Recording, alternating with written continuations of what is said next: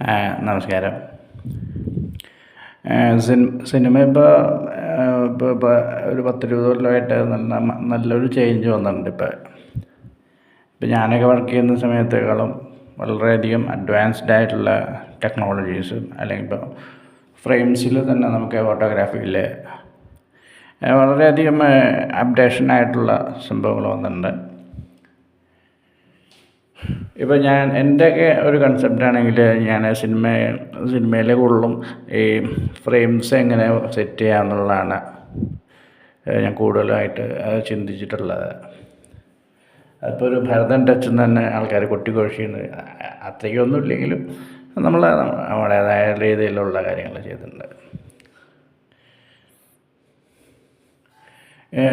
ഇപ്പോൾ ആർട്ടിസ്റ്റിക് പെർഫോമൻസിലും സിനിമയിലെ ഫോട്ടോഗ്രാഫിയിലും ഞാൻ ചെയ്ത പോലെ അതിൽ കൂടുതലായിട്ടും ഈ പുതിയ ജനറേഷൻ ഇപ്പോൾ സിദ്ധു അടക്കമുള്ള ജനറേഷനും നമ്മളത് ഫോളോ ചെയ്ത് വരുന്നുണ്ട്.